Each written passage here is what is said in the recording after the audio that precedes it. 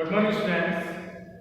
Today discuss करेंगे हम class third subject English chapter number first the crane and the crane. इस chapter की exercise करेंगे, इसके क्वेश्चन आंसर करेंगे। उससे पहले क्वेश्चन आंसर से पहले हम एक बार रिवाइज करते हैं चैप्टर को कि हमने चैप्टर में जितने भी क्वेश्चन के आंसर हैं वो यहाँ पर गिवन करने हैं। तो उससे पहले इस चैप्टर को रिवाइज करना बहुत जरूरी है। हमें पता था कि हमें पता है कि the crane and the crane की स्टोरी क्या है। हमने पहले बताया था द क्रेन यानी सारस एंड द क्रेन यानी केकड़ा। सारस और केकड़े की कहानी है, स्टोरी है, बहुत ही प्यारी स्टोरी है, बहुत अच्छी स्टोरी है, जिससे हमें शिक्षा मिलती है। लास्ट में हम ये समझेंगे कि क्या है स्टोरी। एक बार रिवाइज करते हैं। हमने स्टार्टिंग में इसके बारे में जानते हैं कि इस स्टोरी में क्या होता है कि बहुत सारी फिशेज होती हैं किसी पॉन्ड में, और उसी के पास एक क्रेन रहता है यानी सारस रहता है, और उसी पॉन्ड के अंदर क्रैब रहता है यानी केकड़ा रहता है। अब वह क्रेन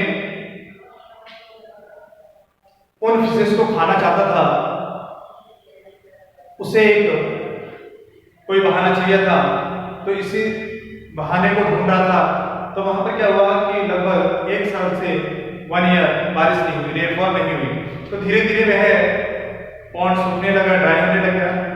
अब जब ड्राई होने लग गया तो फिशेज चिंतित होने लगे, जो उसमें जलीय जीव जंतु थे वो चिंतित होने लगे। तो क्रेन ने उनकी मजबूरी का फायदा उठा के उन्हें एक सुझाव दिया, यानी कि उन्हें युक्ति दी। वह सुझाव क्या दिया कि यह धीरे धीरे आपका तालाब सूख जाएगा, इसका वाटर जो पानी है वो सूख जाएगा, और आज जब यह सूख जाएगा तो आप सब मर जाओगे। फिशिस से कहा, तो फिशिस से कहने के बाद वह ये और बोला कि यदि आप चाहो तो मैं आपको यहाँ इस तालाब से दूसरे तालाब में ले जा सकता हूँ, क्योंकि उस तालाब में बहुत अधिक मात्रा में पानी है इस तालाब की अपेक्षा। यदि आपकी इच्छा हो तो निबंधन, अन्यथा आप क्या जाओगे, मर जाओगे। अब फिशिस क्या करती है, आपस में डिस्कस करती हैं और वह सोचती हैं कि यदि हम इसी तालाब में रहे तो पानी सूखने की वजह से हम मर जाएंगे।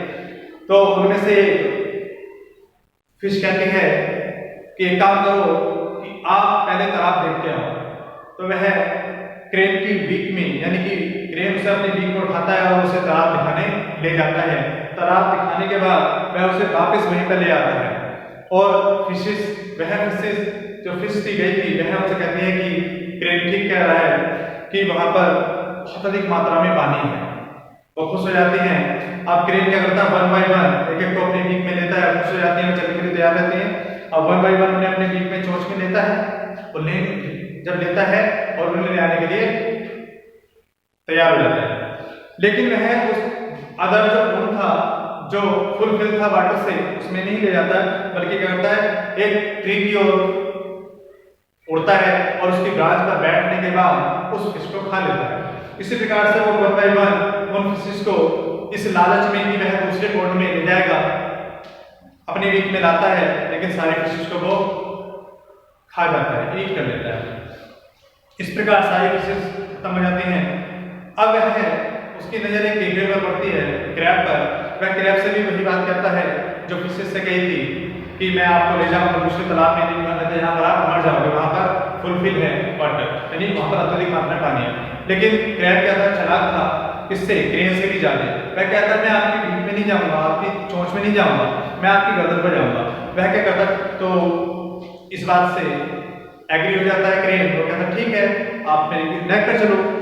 अब नेक पर उसे वह क्रेन अपने क्लॉक्स द्वारा, पंजों द्वारा उसे पकड़ लेता है और वह चलने लगता है। लेकिन जिस प्रकार से फिशिस को वह पॉन्ड में नहीं ले गया था, इसी प्रकार से वह क्रेन को भी नहीं ले आ रहा था, बल्कि उसे खाना चाहता था। वह पेड़ की तरफ उड़ने लगता है। अब क्रेन कहता है कि आप ये कहाँ जा रहे हो?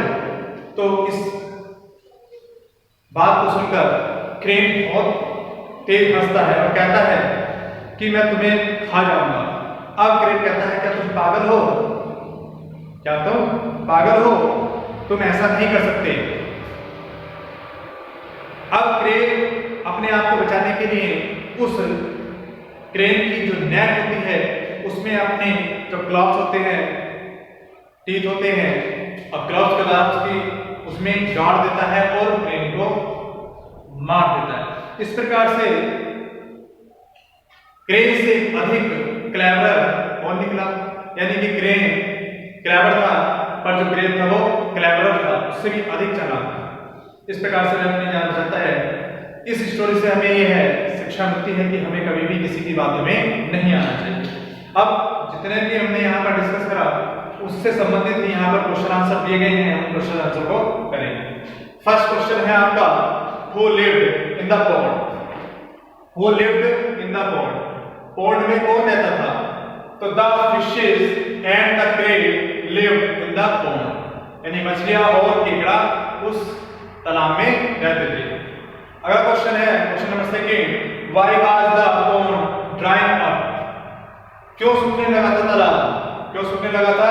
क्योंकि हमने बताया चैप्टर में कि 1 year there was no rainfall, it was very hot and dry, the pond was drying up, यानी एक साल से बारिश नहीं हुई थी इसलिए वह क्या हो रहा था, तो धीरे धीरे सूखने लगा था, क्योंकि गर्मी पड़ रही थी और वह धीरे धीरे सूखने लगा था। Question number third, what did the crane want? Crane क्या चाहता था? हमने बताया क्रेन सारी मछलियों को खाना चाहता था, तो the crane wanted to all fishes, उन सारी मछलियों को खाना चाहता था। Question number 4, how did the crane carry the crane?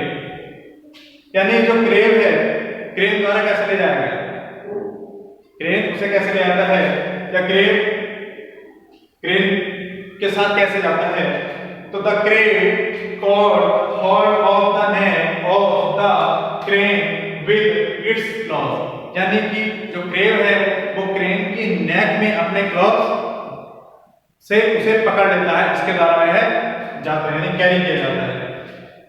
Question number 5, how was the crane killed at last?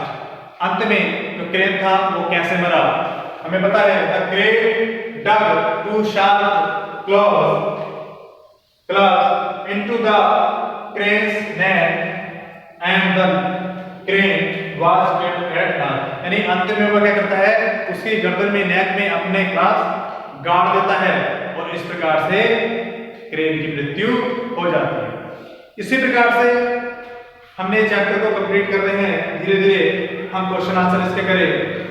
हम अपने बुक एंड नोटबुक दोनों की हेल्प से, मीन्स आप नोटबुक में राइट करोगे और बुक के द्वारा देखोगे, तो उसकी हेल्प से आप अपना वर्क स्टडी कंटिन्यू अपने घर पर कर सकते हो।